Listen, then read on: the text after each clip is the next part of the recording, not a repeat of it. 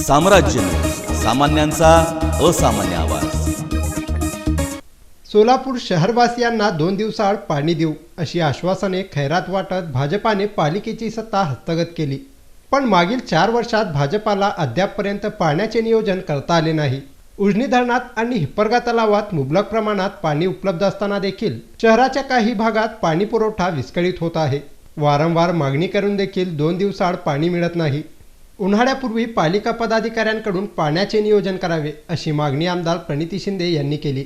उद्या बजेट आहे पण समान निधी पण वाटप केली गेली नाही आहे। त्यासोबत आज सगळ्यांची बोम्या सगळे हद्दवाड आणि पूर्व भागाचे नागरिक आहेत। 6-7 दिवसाआड पाणी येत आहे।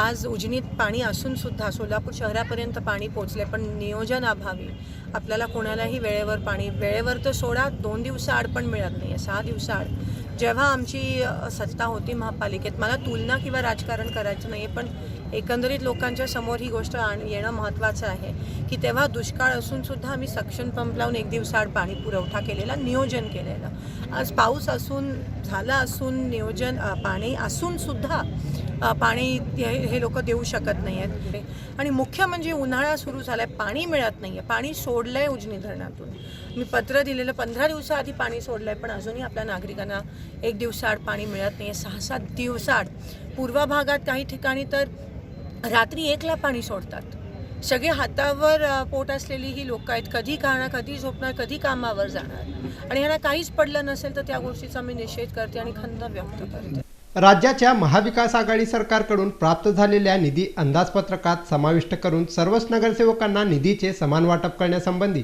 भाजपा पालिका पदाधिकाऱ्यांनी प्रयत्न करावेत अशी अपेक्षा देखील आमदार प्रणिती शिंदे यांनी व्यक्त केली। त्यावर समान निधीचा वाटप होत नाही। आज जी काही खास बाब म्हणून निधी महापालिकेत आली ती महाविकास आघाडी आणि नगरविकासकडून आली आहे, नगरविकास खात्याकडून आली आहे आणि समाज कल्याणकडून आली आहे। तर समान वाटप तरी आम्ही असं म्हणत नाही आहोत की आमच्या नगरसेवकांना भाजपच्या नकारी समान वाटप झाली पाहिजे। त्यात पण हे लोक राजकारण करत असतील तर त्या गोष्टीचा मी निषेध करते। वस्ती जी आहे आणि तिथे जो समान वाटप जो झाला पाहिजे तो पण नीट झाला पाहिजे, व्यवस्थित झाला पाहिजे। एकच ठिकाणी नाही, रमाईचे पण योजना जी आपली अडकली त्याचे पण निधी प्रलंबित आहे। तर त्या सगळ्या गोष्टी महापालिकेकडून जेवढे इम्प्लिमेंटेशन होते, ज्या गोष्टी डायरेक्ट इम्प्लिमेंटेशन होतात महापालिकेत थ्रू न जाता त्याचं समान वाटप होत आहे। पण जे महापालिकेमध्ये जातं तो निधी जातोय तरी कुठे?